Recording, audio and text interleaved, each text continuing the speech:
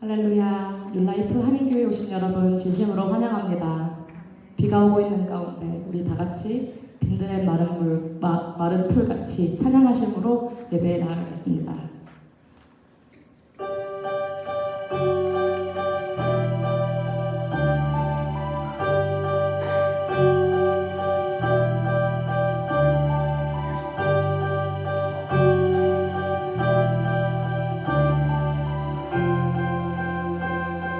빈들의 마른 풀같이 빈들의 마른 풀같이 시들은 나의 영혼 주님의 허락한 성령 간절히 기다리네 가물어 메마른 땅에 단비를 내리시는 성령의 단비를 부어 새 생명 주옵소서. 아멘. 철 따라 우로를 내려 철 따라 우로를 내려 조목이 우성하네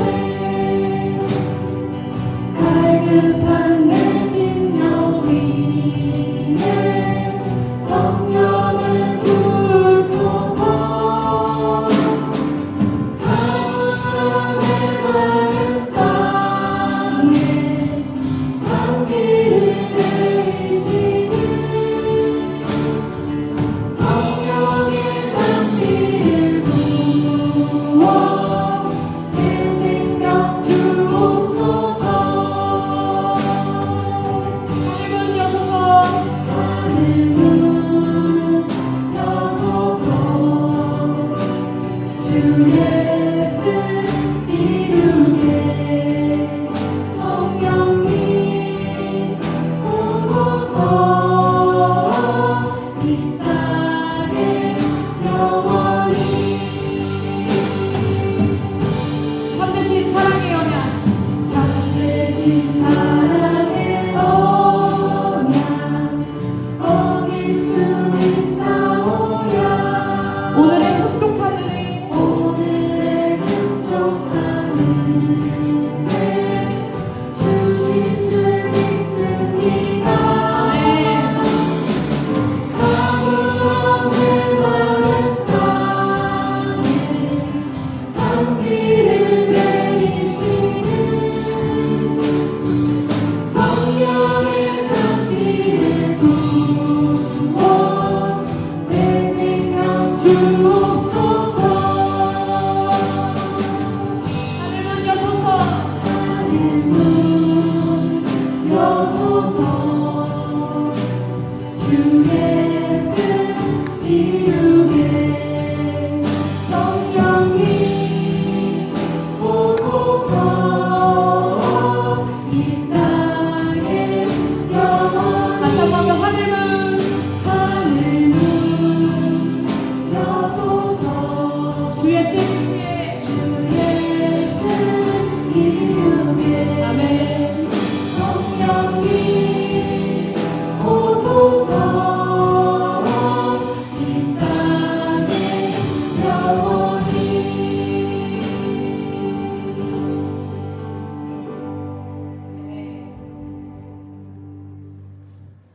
다 같이 사도신경 회심으로 신앙 고백하겠습니다.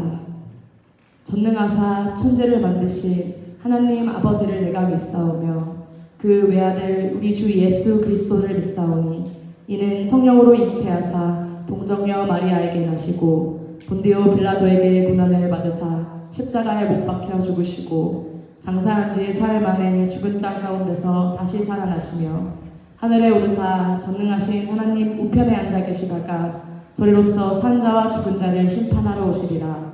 성령을 믿사오며 거룩한 공예와 성도가 서로 교통하는 것과 죄를 사하여 주시는 것과 몸이 다시 사는 것과 영원히 사는 것을 믿사옵나이다. 아멘. 아멘. 이 시간 박수 치면서 함께 찬양하실 때 어떤 상황에서도 어떤 순간에서도 우리가 주님을 찬양하고 기뻐할 수 있는 것은 언제나 신실하신 주님을 믿기 때문입니다. 할렐루야. 네, 다 같이 찬양하시겠습니다.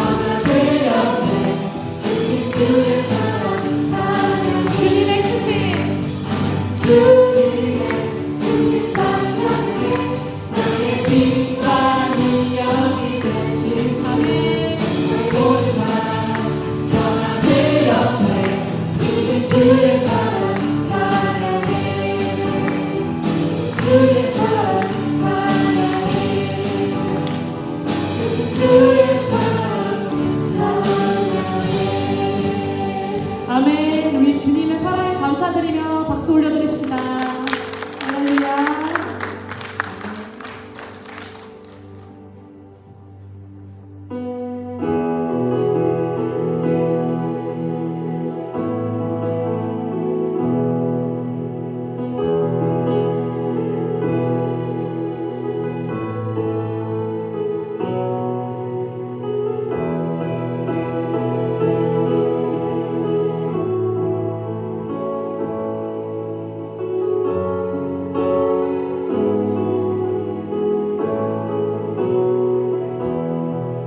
영광을 돌리세. 영광을 돌리세.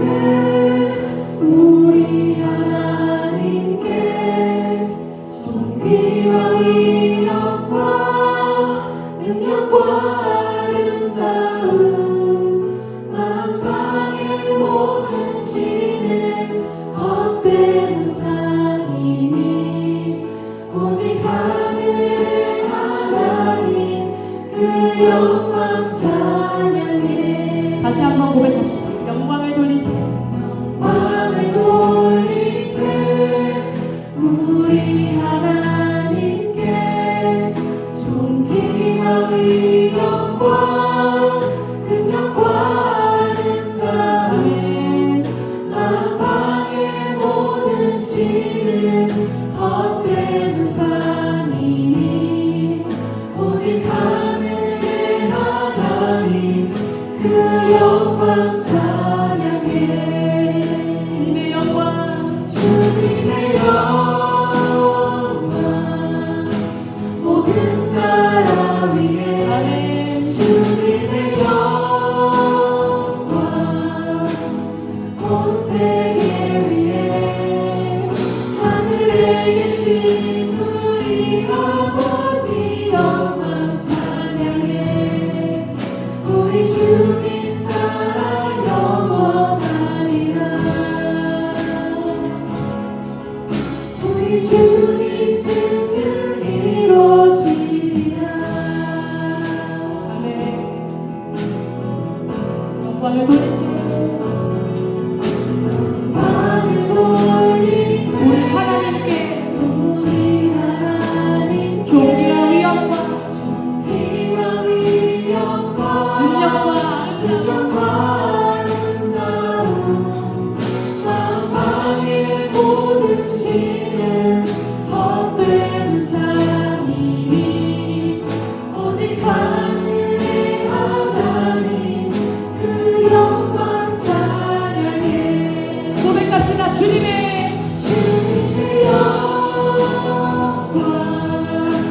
모든 나라 위에 아멘. 주님의 영광 온 세계 위에 온 세계 위에 하늘에 계신 우리 아버지 영광 찬양해. 우리 주님 나라 영원하리라. 우리 주님 뜻은 이루어지리라. 아멘.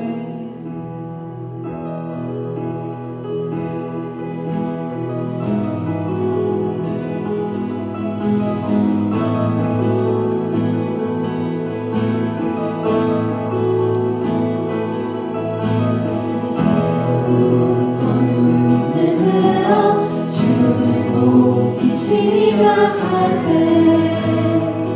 주의 일을 보겠네.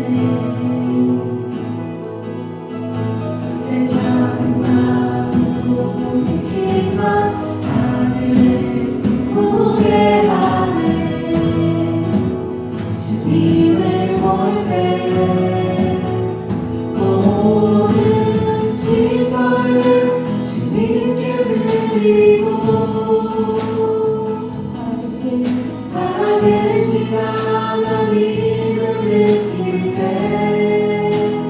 내 삶은 주의 역사가 되고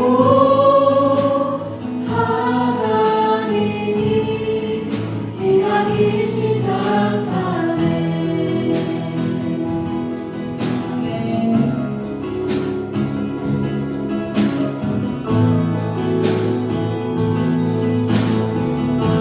성령이 나를 변화시켜 성령이 나를 변화시켜 모든 두려움 사라질 때 주의 일을 보겠네. 광대한 가운데서 주님만 알게 되니 주님을 볼 때 우리 손을 들고 찬양합시다.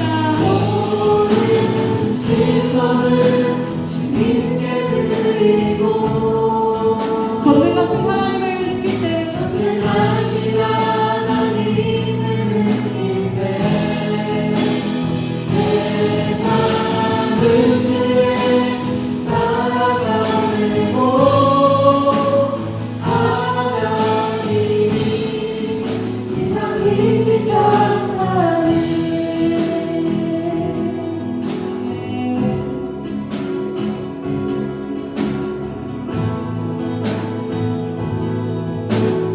주님의 영광 주님의 영광 임하네. 주 볼 때 주님의 영광 주님의 영광 임하네. 주 볼 때 우리의 시선을 주님께 올릴 때 주님께서 영광 받으십니다. 주님의 영광 임하네. 주 볼 때 주님의 영광 주님의 영광 임하네. 주 볼 때 모든 시선을 주님께 드리고 살아계신 하나님을 느낄 때 그 삶은 주의 역사가 되고 하나님이 일하기 시작하는 모든 시선을 주님께 드리고 전능하신 하나님을 전능하신 하나님을 느낄 때 세상 구주의 나라가 되고 하나님이 일하기 시작하네. 아멘. 기도하시겠습니다.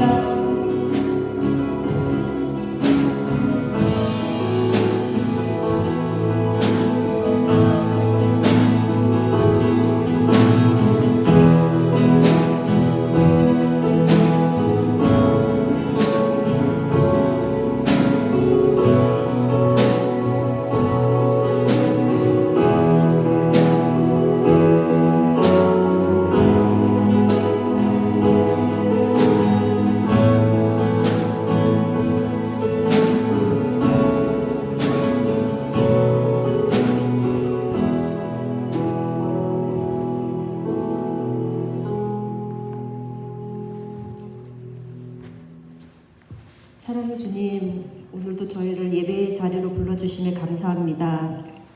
지난 한 주간도 주님의 인도하심 속에 살게 하신 은혜에 감사합니다. 삶의 여러 일들 앞에 흔들리고 걱정과 근심에 눌려 주님을 온전히 의지하지 못하였음을 고백합니다. 이 시간 다시 한번 믿음을 결단하는 시간이 되게 인도하여 주옵소서. 교회를 위해 기도합니다. 주님의 말씀 위에 굳건히 서게 하시고 세상의 빛과 소금의 역할을 감당하는 교회가 되게 하여 주옵소서. 교회가 세상의 흐름에 흔들리지 않고 오직 주 안에서 굳건히 서서 믿음을 지키며 주 안에서 하나 되는 뉴라이프 교회가 되게 하여 주옵소서. 주님께서 허락하신 귀한 가정들을 하나님의 사랑과 은혜로 충만하게 하시고 그 속에 속한 우리의 자녀들이 더욱 믿음 안에서 잘 성장해 나갈 수 있도록 주님 인도하여 주옵소서.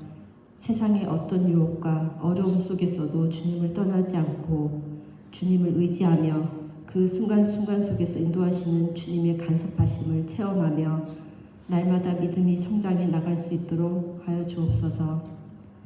마음의 상처와 고통 속에 있는 성도를 위로하여 주시고 주의 사랑으로 상한 심령이 치유되게 하여 주옵소서.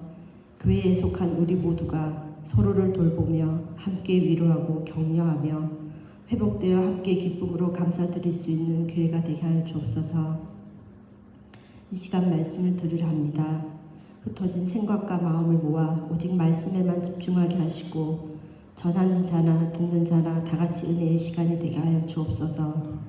예배를 위해 수고하는 손길들을 기억하시고 축복하여 주옵소서. 이 모든 말씀 예수님 이름으로 기도드립니다.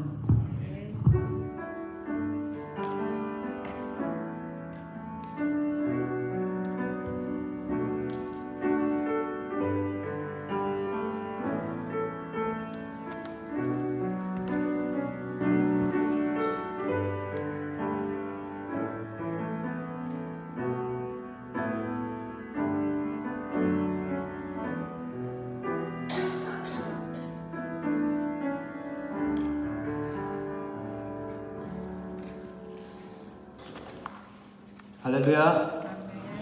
예, 주님의 이름으로 예배 오신 여러분을 환영합니다. 예, 예배 오신 여러분 환영하고 우리 좌우로 앞뒤로 한번 인사해 봅시다. 예, 오늘 누가 하나 한번 보시고 반갑습니다. 네, 이번 주에는 저희 CIC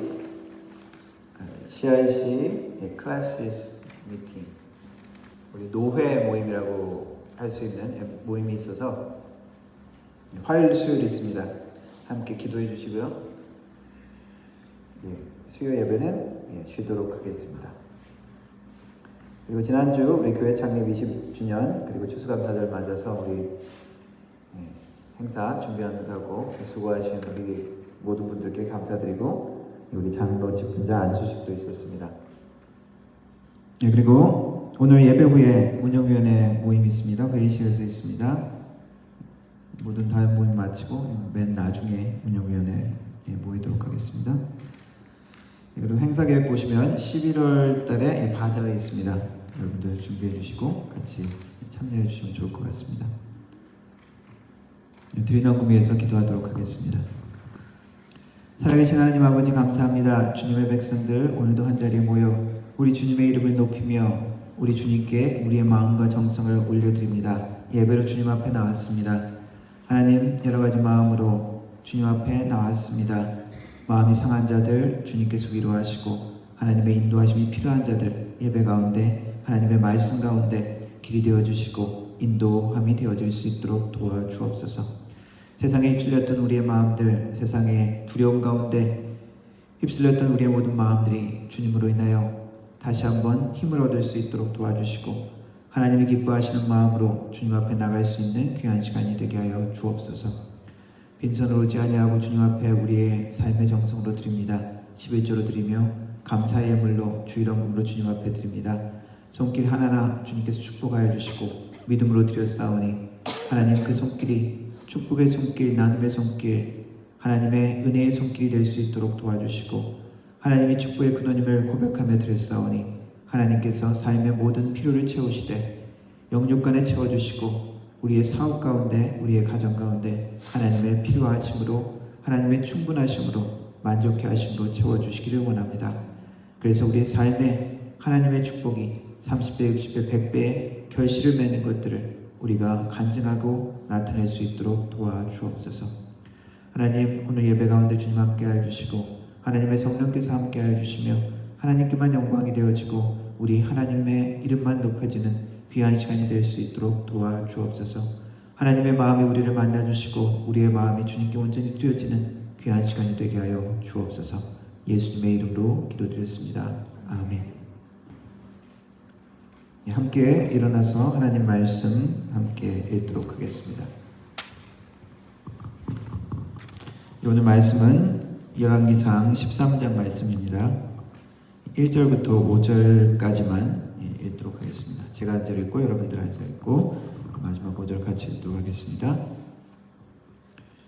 보라, 그때에 하나님의 사람이 여호와의 말씀으로 말미암아 유다에서부터 베델에 이르니 마침 여로보암이 제단 곁에 서서 분향하는지라.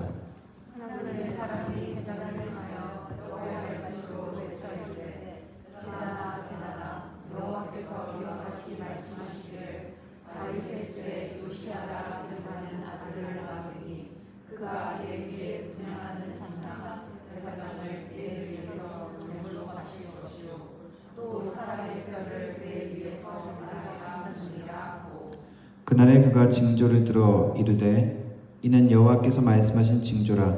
제단이 갈라지며 그 위에 있는 재가 쏟아지리라 하매 여로보암 왕이 하나님의 사람이 베델에 있는 제단을 향하여 저주하는 그를 때에 제단에서 손을 펴며 그를 잡아 하더라. 그를 향하여 편 손이 나가 다시 거두지 못하며 하나님의 사람이 여호와의 말씀으로 보인 징조대로 제단이 갈라지며 재가 제단에서 쏟아진지라. 아멘. 영혼 읽겠습니다.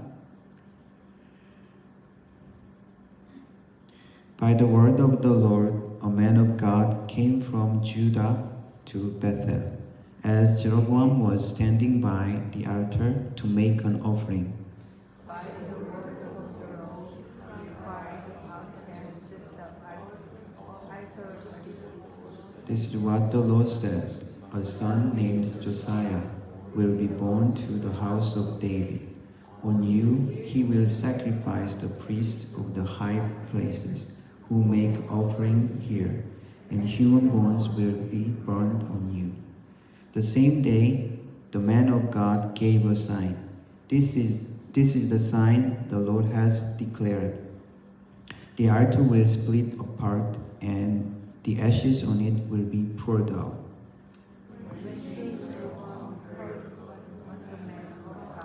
Cried out against the altar at Bethel. He stretched out his hand from the altar and said, "Seize him." But the hand he stretched out toward the man shriveled up so that he could not. Also the altar was split apart and its ashes poured out according to the sign given by the man of God by the word of the Lord. Amen. 앉아주시기 바랍니다. 열왕기상 오늘 말씀의 배경은 북왕국에서 이뤄지는 일입니다. 솔로몬 이후에 이스라엘은 북이스라엘과 그리고 남유다로 분열되어집니다. 바로 여로보암, 르호보암 시대가 시작됩니다. 왕국은 여로보암 왕이 처음 왕으로 시작을 했는데 처음에 시작을 하자마자 여호와 하나님을 섬기는 예루살렘에 가지 아니하고 단과 베델에 산당을 쌓고 그리고 금송아지를 섬기죠. 처음부터 우상 숭배를 하는 역사를 북왕국은 시작하게 되어집니다. 그때 오늘 말씀에 나타난 사람이 있습니다. 하나님의 사람이라는 사람이죠. 이름은 나오지 않죠. 선지자입니다. 구약에 많은 인물들이 있는데 아브라함이나 모세 같은 인물도 선지자라 할 수 있죠. 하나님의 말씀을 이 땅에 전하고 또 행한 사람, 그리고 하나님과 교통하면서 이 땅에 하나님의 메시지를 전한 사람들이라고 할 수 있습니다. 특별히 이 선지자들은 이스라엘 왕정 시대에 아주 큰 역할을 하게 되어집니다. 이 시대에 기름 부음 받는 중요한 세 가지 직분은 제사장과 그리고 왕, 선지자였죠. 특별히 이 왕정 시대의 이야기를 보면 왕과 이 선지자의 역할들이 특별하게 드러납니다. 이들이 특별히 하나님의 사명을 감당하는데 다른 일반 백성들을 대표하는 자들이죠. 왕이나 제사장이나 선지자들 다 그런 사람들입니다. 그런데 특별히 선지자들은 어떤 사람이냐? 하나님의 말씀을 전하는 사람이죠. 왕은 하나님의 말씀을 이 땅에 행하는 자들입니다. 실제 하나님의 뜻을 이 땅에 실현시키도록 그렇게 만드는 자들이죠. 오늘 말씀에는 왕 여로보암은 제사를 드리고 있습니다. 어디에요? 엉뚱한데 단과 베델에 금송아지가 있었다 그랬죠. 금송아지한테 그게 하나님이다 라고 하면서 너희를 이집트 땅에서 구해낸 너희 하나님이다 라고 거기에 제사를 지내고 있는 겁니다. 그때 하나님의 사람이라고 하는 이 사람이 등장해서 그에게 하나님의 말씀을 전하죠. 성경에는 이름이 언급되어 있지 않지만 요세푸스라는 유대인 역사가 기록에 보면은 그의 이름이 언급되어 있습니다. 그의 이름은 이도 혹은 제이던으로 나와 있습니다. 그리고 이 사건을 아주 좀 더 자세하게 성경보다 조금 더 자세하게 기록한 내용이 있습니다. 이 사람은 우리 성경에는 하나님의 사람이라고 표현됐는데 하나님의 선지자죠. 하나님께 속한 사람이라는 것입니다. 세상에 속한 사람이 아니라 하나님의 소유된 사람이라는 것입니다.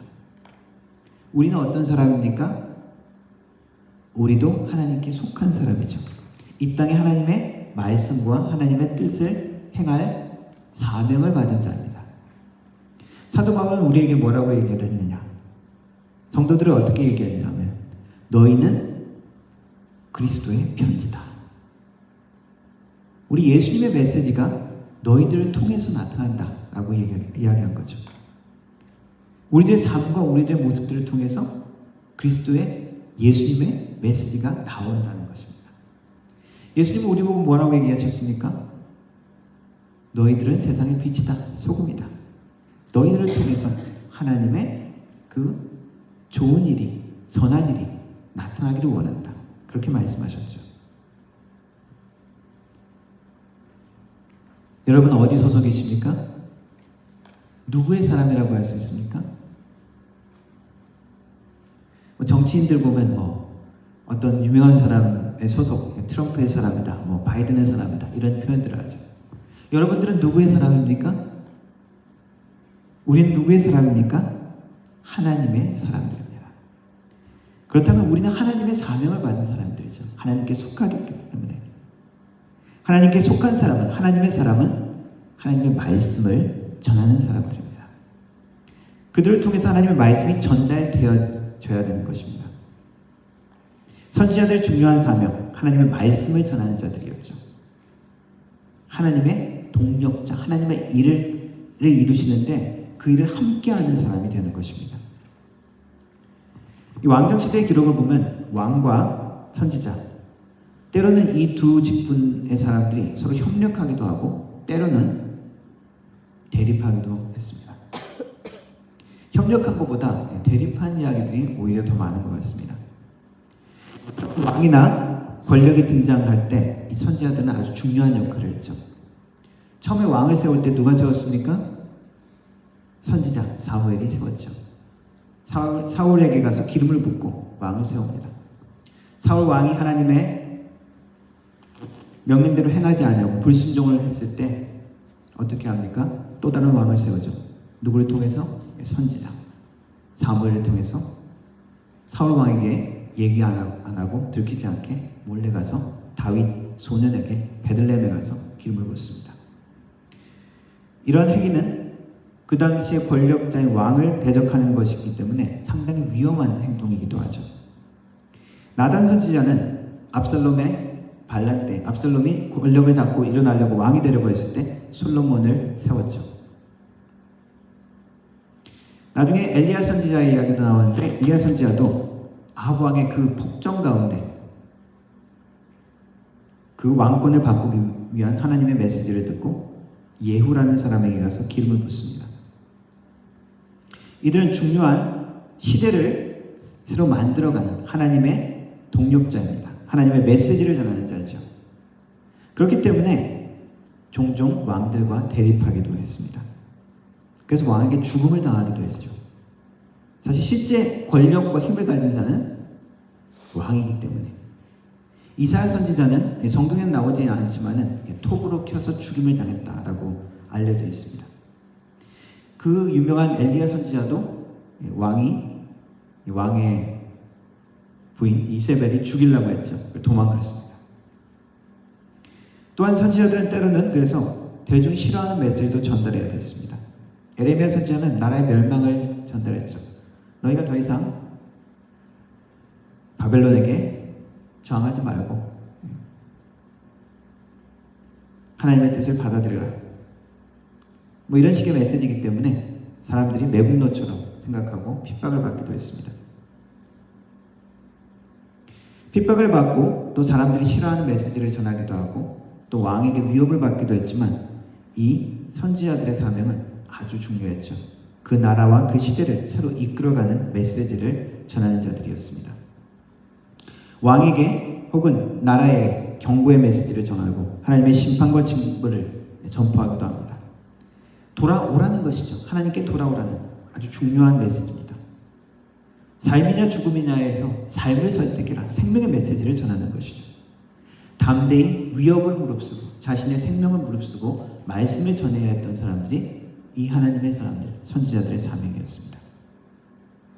오늘 우리에게도 이스라엘에게 하나님이 주어진 메시지처럼 이스라엘을 통해서 모든 열방이 하나님을 볼 수 있고 하나님을 만날 수 있게 하는 메시지가 되는 것이 이스라엘의 사명이죠. 우리의 사명은 무엇입니까? 이 땅의 메시지가 되는 것입니다. 이 땅의 잔소리가 아니라 메시지가 되는 것입니다. 상사가 부하에게 야, 너 이거 잘못했지, 이거 해, 저거 해. 너 왜 그렇게 살아? 이렇게 하는 것은 잔소리가 될 수가 있죠. 신앙생활하는 우리 공동체에서도 그렇게 들릴 수도 있습니다. 그런데 이 선지자들의 메시지는 어떻습니까? 왕에게 이야기한다는 것은 상사가 부하한테 잔소리하는 것하고는 전혀 다른 것이죠. 왕은 그 사람들의 생사를 주관할 수 있는 그 주도권을 갖고 있는 사람입니다. 그 권력을 소유한 사람에게 말을 한다는 것은, 메시지를 전달한다는 것은 생명을 건 사명입니다. 손해를 감수하고 위험을 감수하고 전달해야 되는 것이 이 선지자들의 사명이죠. 메시지가 중요하기 때문입니다. 오늘 이 선지자가 하나님의 메시지를 전달했을 때, 하나님의 심판을 선포했을 때 기적이 일어납니다. 기적이 일어나기 전에 이 왕이 어떻습니까? 그 상황들을 보고 야, 저 사람 저거 잡아라, 체포해라, 딱 명령을 내리죠. 근데 어떤 일이 일어납니까? 손을 폈는데 그 손이 말라버립니다. 왕은 금방 태세를 전환하죠. 그 하나님의 선지자, 하나님의 사람에게 이야기합니다. 청하건대 나를 위해서 내 하나님 여호와께 구해서, 은혜를 구해서 내 손을 다시 좀 낫게 해라. 기도해라. 하나님의 사람, 이 선지자는 어떻게 합니까? 여호와 하나님께 은혜를 구하고 왕의 손이 다시 회복되어집니다. 그래도 왕이 이야기합니다. 나와 함께 우리 집에 잠깐 가자. 우리 왕궁으로 가자. 나와 함께 가서 쉬자. 그리고 내가 너에게 선물을 주겠다. 나를 치유해줬으니까. 근데 이제 하나님의 사람이 왕에게 대답합니다. 왕이 가진 것에 그 속의 절반을 나에게 준다 해도 나는 함께 가지 않겠습니다. 그곳에서 빵도 물도 아무것도 먹지 아니할 것입니다. 왜냐하면 하나님이 나에게 그렇게 명령하셨기 때문입니다. 이 명령을 하고 돌아오는 모든 과정 가운데 물도 빵도 아무것도 먹지 말고 왔던 길로도 돌아오지 말고 다른 길로 돌아가라. 엄중한 명령이라는 것이죠. 그것을 단칼에 거절하고 베델에서 다시 왔던 유다로 돌아갑니다.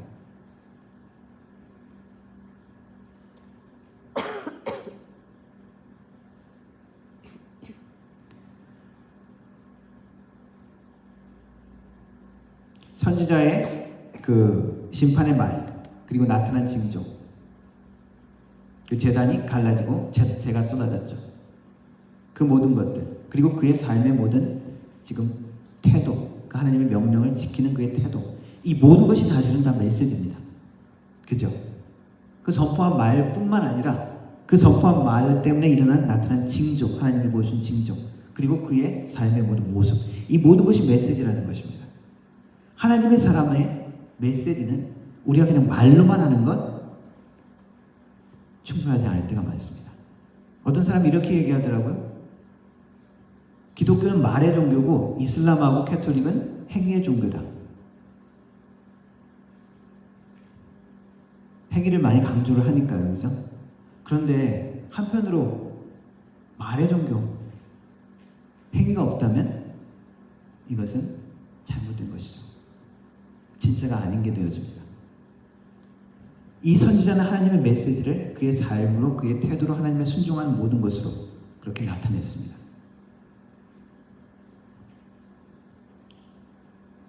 그래서 우리가 하나님의 메시지가 되고 하나님의 영광을 드러내고 하나님의 뜻을 이 땅에 나타내기 위해서는 때로는 우리는 항상 우리가 좀 성공해야 되고 돈을 좀 많이 벌어야 되고 좀 유명해져야 되고 안 아프고 늘 건강해야만 하나님의 뜻이, 하나님의 능력이 나타난다고 생각할 수 있는데 그렇지 않습니다. 때로는 고난과 핍박을 통해서도 이 지금 선지자의 사명을 하는데 지금 편해 보입니까? 그 먼 길을 왔다 갔다 하는데 물도 먹을 것도 먹지 못하고 왔다 갔다 하는 거죠. 그런데 그것을 통해서 하나님의 메시지가 분명하게 전달되는 것입니다. 하나님의 메시지가, 하나님의 이 변화, 생명의 메시지가 전달되기 위해서는 우리의 헌신, 우리의 담대함, 믿음이 필요하다는 것이죠. 그것이 없으면 우리의 메시지가, 우리의 삶이 전달되지 않을 수가 있습니다.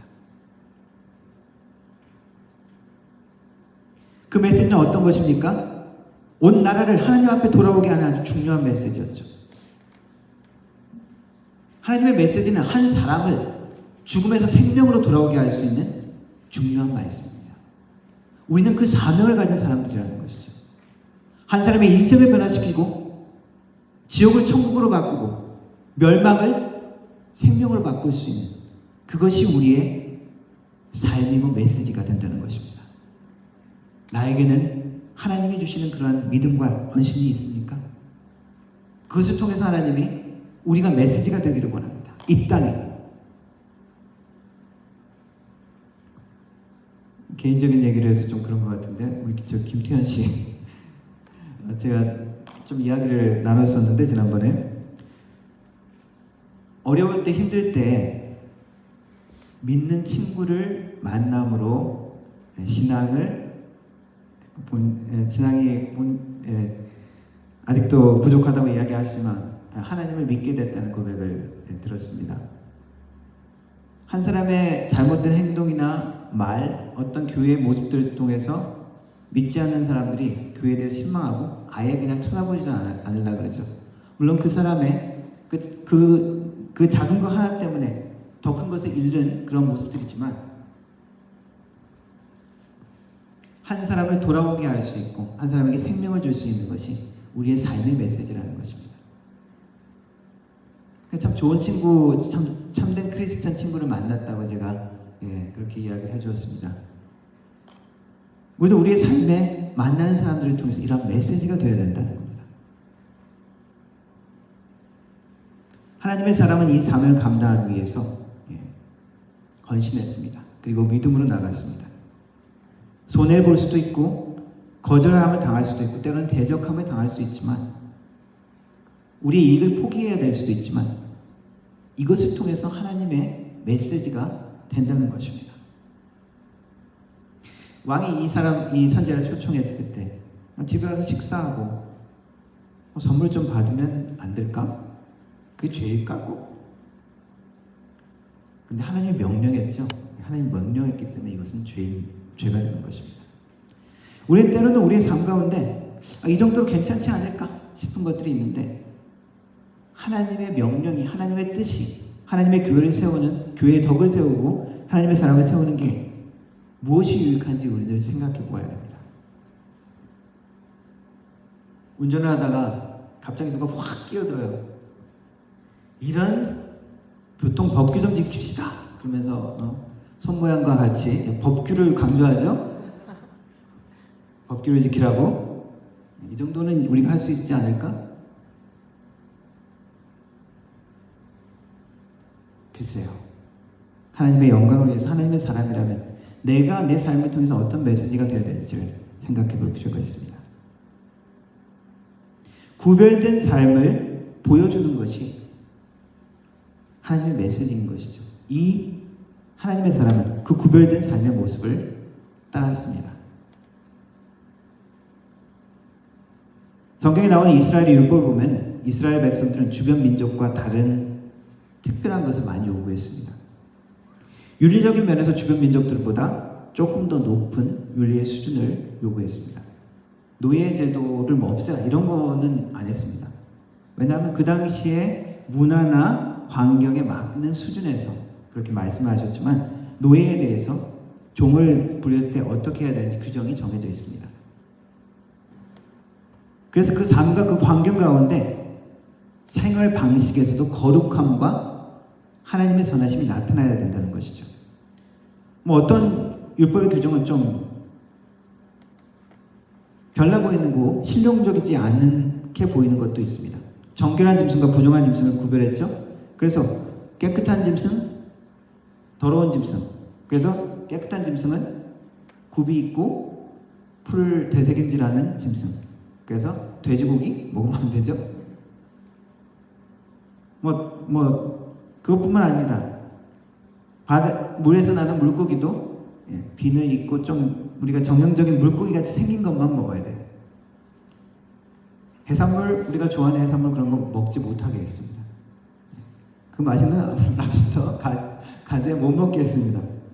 부정한 짐승이라고 그러는 거죠. 하나님의 백성들은 먹는 것, 입는 것을 포함해서 모든 삶의 모습을, 생활 방식이 주변 민족과 달라야 된다고 규정합니다. 유대인들의 안식일 규정도 그렇지 않습니까? 얼마나 불편해요.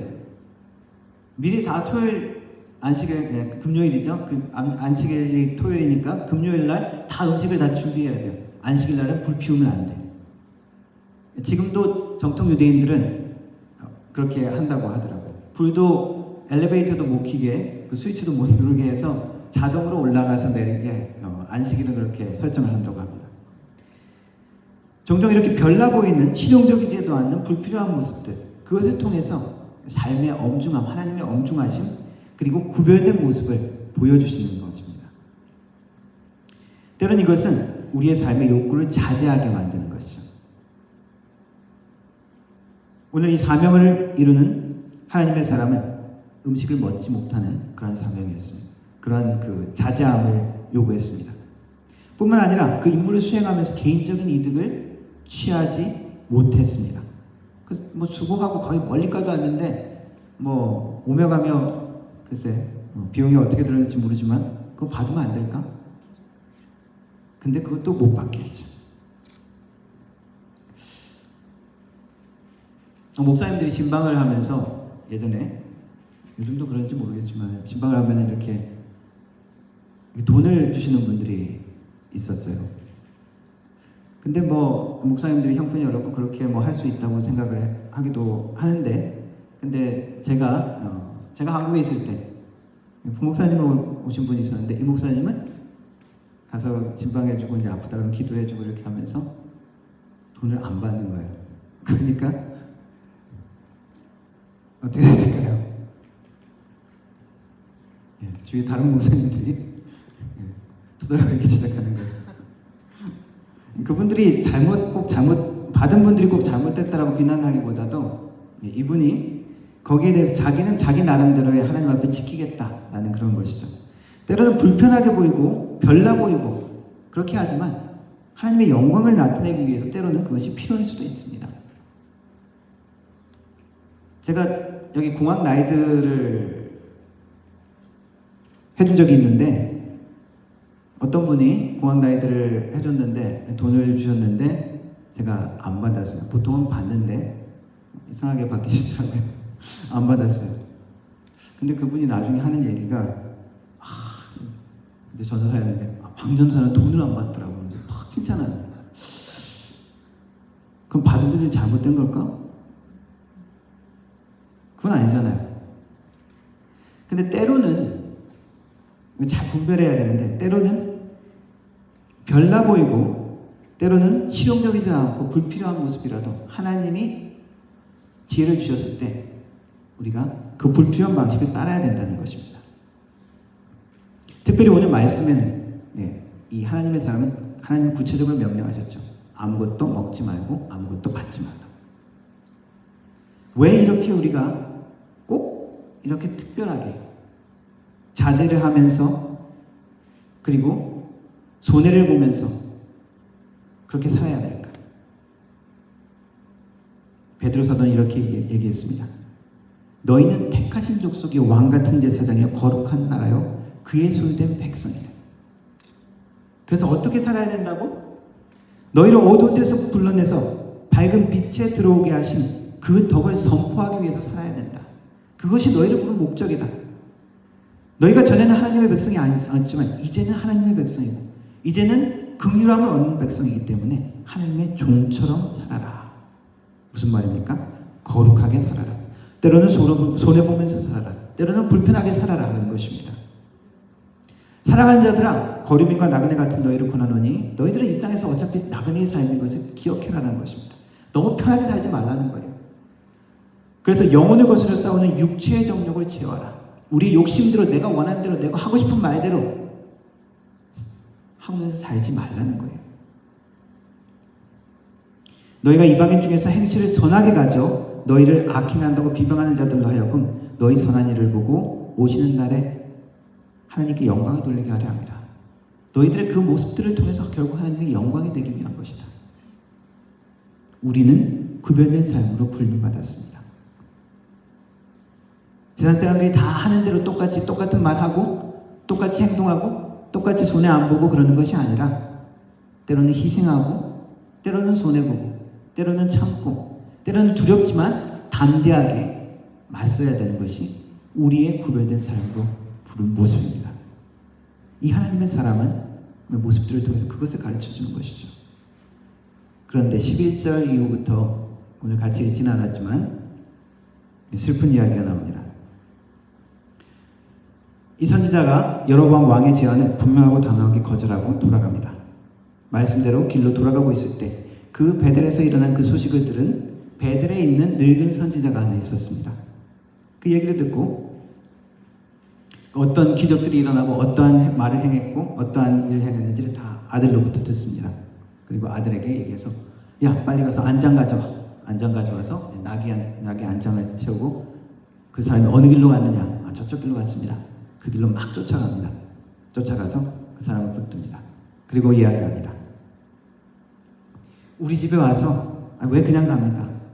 우리 집에 와서 나도 하나님을 섬기는 자인데 우리 집에 와서 좀 쉬다 가십시오. 같이 하나님 이야기도 합시다. 뭐 이랬겠죠. 그때 선지자가 하나님의 말씀을 받은 이 선지자가 거절합니다. 하나님께서 그렇게 하지 말라고 하셨습니다. 근데 그때 그 나이 든 선지자가 이렇게 이야기합니다. 나도 그대와 같은 선지자다. 나도 선지자입니다.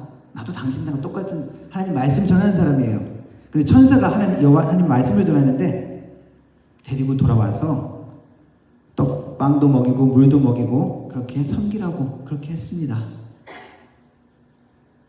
그 이야기를 듣고 이 하나님의 사람은 그 늙은 선지자를 따라갑니다. 그래요. 어떻게 그렇게 마음속에 생각했는지는 모르겠습니다. 내가 수고하니까 내가 너무 힘들어하니까 하나님이 이렇게 해주시는 걸까라고 생각했는지 모르겠습니다. 그와 함께 식사를 하고 그 자리에 있을 때 하나님의 말씀이 임합니다. 그 늙은 선지자에게 하나님의 말씀이 늙은 선지자를 통해서 이야기합니다.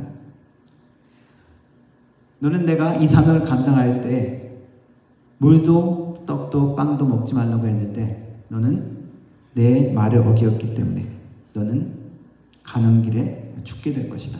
네 뼈가 네 조상들의 묘에 같이 묻히지 못할 것이다. 심판이죠. 징벌입니다. 그 이야기를 선언합니다. 이때 어떤 생각들을 가지고 있었는지 어떤 말이 오갔는지 성경에 나오지 않습니다. 이 하나님의 사람은 식사를 마치고 일어나서 갈 길을 가다가 사자를 만나서 길에서 찢겨 죽습니다. 사자는 그대로 그 시체 옆에 그대로 앉아 있습니다. 더 이상 잡아먹지도 않고 그대로 있습니다. 많은 사람들이 그것들을 목격하고 다시 이 늙은 선지자에게 이야기를 합니다. 늙은 선지자는 아들에게 이야기를 해서 짐을 챙겨서 가서 그 시체를 다시 거두옵니다. 그리고 성경에는 나의 형제여 하고 애곡을 했다고 표현하고 있고, 그리고 나의 시체를 이 사람의 시체를 나의 시체와 나중에 같이 함께 묻어달라라고 이야기를 하는 장면이 나옵니다. 왜 이 나이든 선지자가 그 하나님의 사람을 유혹해서 속여서 이런 끔찍하고 재앙 같은 징벌을 받게 만들었을까?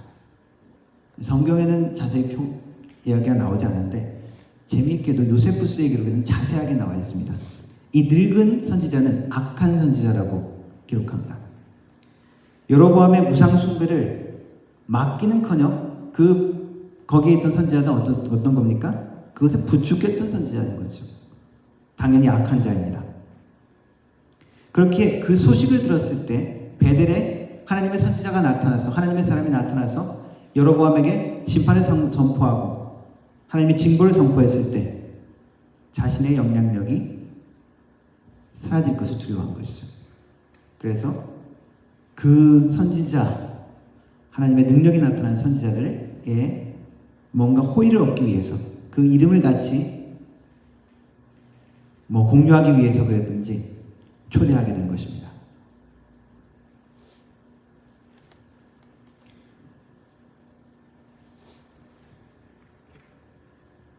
그리고 이후에 그 내 뼈를 같이 선지자에게 묻으라라고 하는 표현도 그 기록에는 이렇습니다.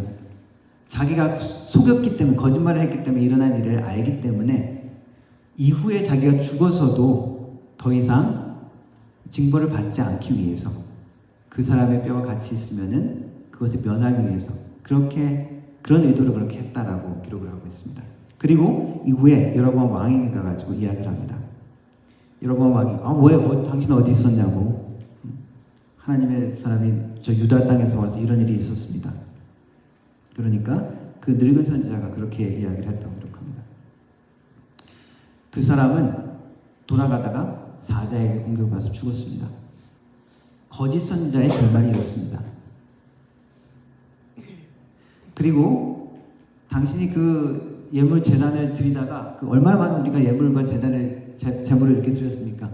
당신이 너무 막 일을 많이 하고 그래서 팔이 아파서 그랬을 수가 있습니다. 그리고 그 많은 재물을 얹고 그렇게 했기 때문에 그 제단이 그렇게 부서질 수도 있습니다. 여로보암 왕은 거짓 선지자의 말을 듣고 기적을 경험했음에도 계속 우상 숭배를 돌이키지 않는 악한 길로 행하게 됩니다. 그래서 13장 마지막 기록에는 이렇게 기록합니다.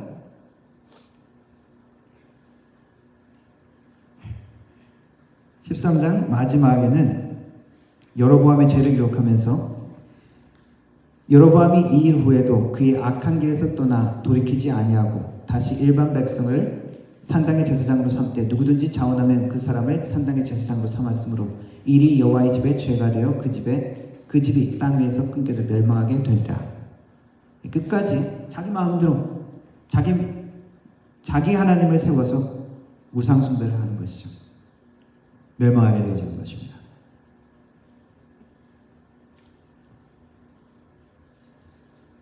그리고 이후에 이 열왕기서의 기록은 악한 왕에 대해서 이야기할 때 그가 다윗의 길과 같이 행하지 않았다. 오히려 느밧의 아들 여로보암의 길로 행했다라고 이 여로보암은 악한 왕의 벤치마크가 되어버립니다.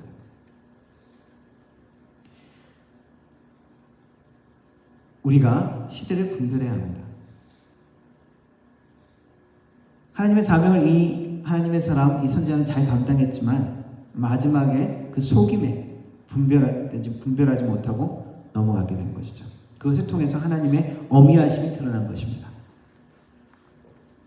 요즘에는 하나님의 말씀을 막 희석시켜가지고 자기 마음대로 해석하는 사람이 많습니다. 동성 게이 목사가 설교하는 걸 잠깐 들었는데 나사로를 살리는 그 이야기, 나사로야 나오라 예수님께서 하신 그 이야기를 갖다 이렇게 해석하더라고요. 너의 수치와 그렇게 부끄러움에 있는 그 동성의 거기서 나와서 컴아웃 해라. 드러내라. 당당히 나와라.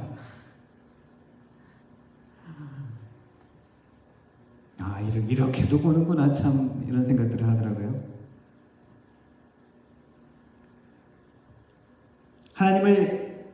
사람을 속인 이 사람은 벌받고 또 잘못한 일이 마땅하죠. 거짓 예언, 거짓 선지자들 심판을 받게 될 것입니다. 그러나 기억해야 할 것 중에 하나는 우리에게는 분별의 사명이 있습니다. 세상의 많은 소리와 메시지를 우리는 접하죠. 우리의 사명 중에 하나는 분별하는 것입니다. 우리의 욕심을 따라갈 때 하나님이 우리의 주인이 아니라 내가 주인인 것을 생각할 때 우리는 분별할 수 없습니다. 우리가 하나님을 신뢰하지 않고 주님을 믿지 않을 때 우리는 두려움 가운데 속임을 당할 수가 있습니다. 하나님의 말씀, 하나님의 믿음을 붙들지 않으면 우리는 우리의 욕심을 따라가고 세상의 두려움을 따라가고 유혹에 따라가기 때문에 속임을 당할 수 있다는 것입니다.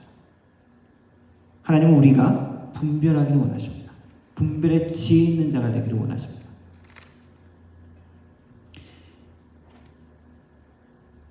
세상은 어떻게 이야기합니까?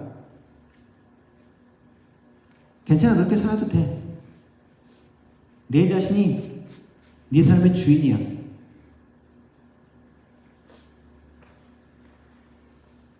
인터넷에 보면 많은 메시지가 있죠. 많은 음모 이론 같은 것이 있습니다.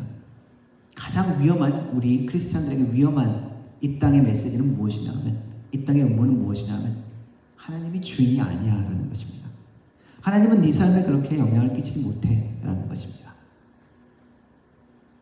너 그렇게 살아도 돼. 하나님이 네 삶의 중심이 될 필요가 없어 라고 하는 것입니다. 네 스스로 노력해야지 무엇을 의지한다는 거야?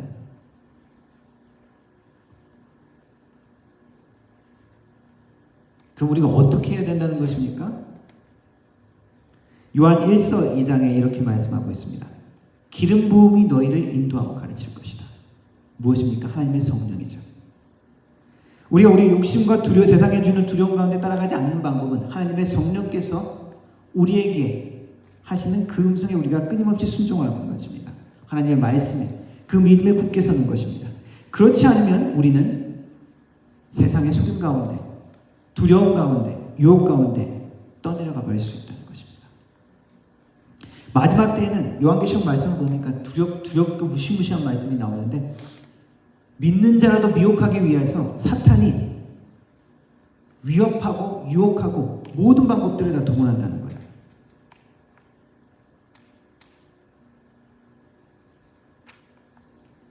우리가 하나님의 말씀을 전하는 온전한 메시지가 되는 것을 사탄은 두려워합니다. 그래서 끊임없이 우리가 하나님의 메시지가 되지 못하게 우리를 넘어뜨리려 하죠. 그리고 우리가 구별된 삶으로 세상과 다른 모습을 보여주는 것을 사탄은 싫어합니다. 그래서 끊임없이 우리를 유혹합니다. 괜찮아. 똑같이 살아도 돼. 똑같이 말해도 돼.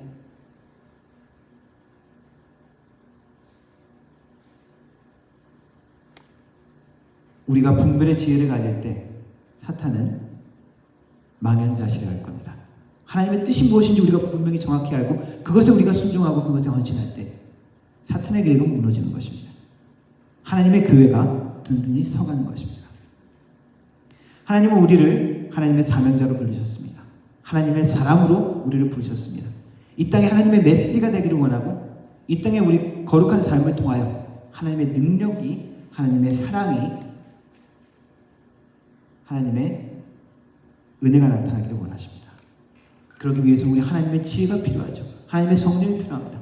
거룩한 기름 부으심이 우리 가운데 필요합니다. 그 기름 부으심이, 하나님의 기름 부으심, 성령이 우리를 가르쳐서 인도하신다고 약속하셨습니다.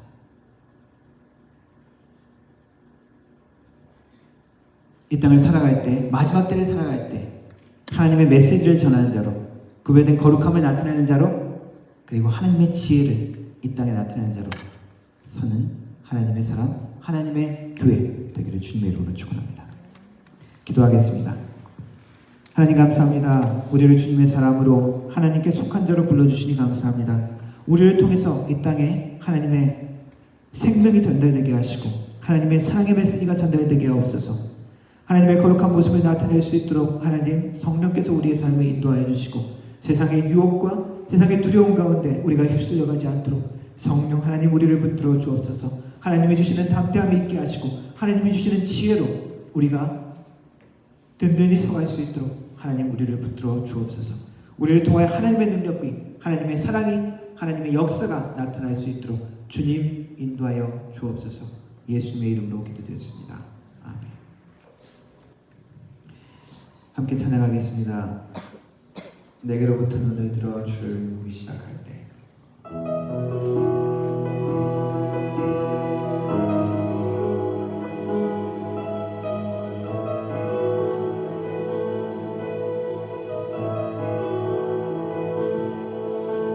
내게로부터 눈을 들어 주를 보기 시작할 때 주의 일을 보겠네.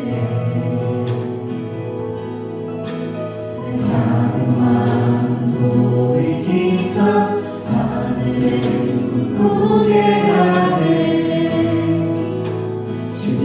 주님을 볼 때 성령이 나를 변화시켜 성령이 나를 변화시켜 모든 두려움 사라질 때 주의 일을 보겠네. 깨어난 맘 가운데서 주님만 알게 되리. 주님을 볼 때 모든 시선을 주님께 드리고 살아계신 하나님을 느낄 때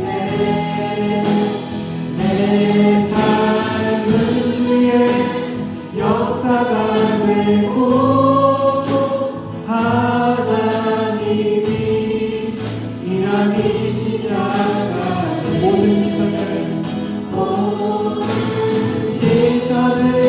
주님께 드리고 전능하신 하나님을 느낄 때 세상은 주의 나라가 되고 하나님이 일하기 시작 모든 시선을 주님께 드리고 살아계신 하나님을 느낄 때 내 삶은 주의 역사가 되고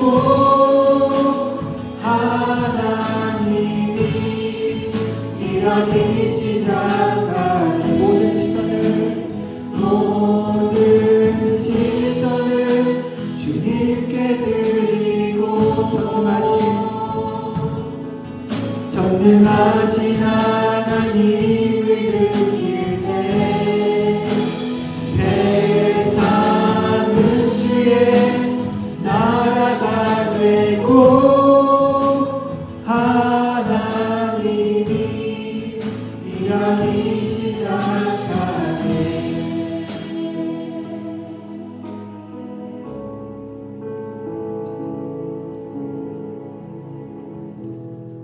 지금은 우리 주 예수 그리스도의 은혜와 우리 아버지 되신 하나님의 그 크신 섭리하심과 사랑이 또한 성령 하나님의 위로 교통하시는 그 은혜가 하나님께 우리의 삶을 드리며 주님의 사람으로서 이 땅을 사랑하기를 다짐하는 머리 숙인 모든 성도들 머리 위에 그 가정과 일터 위에 교회 위에 영원 무궁토록 함께 하실지어다.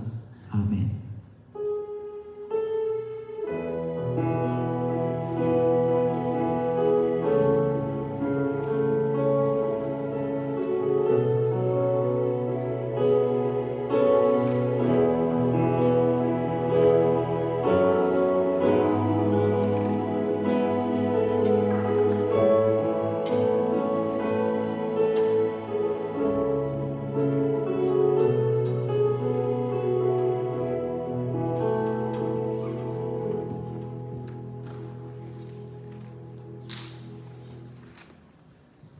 네, 예배를 마쳤습니다. 이번 한 주간도 승리하는 한 주 되시기 바랍니다.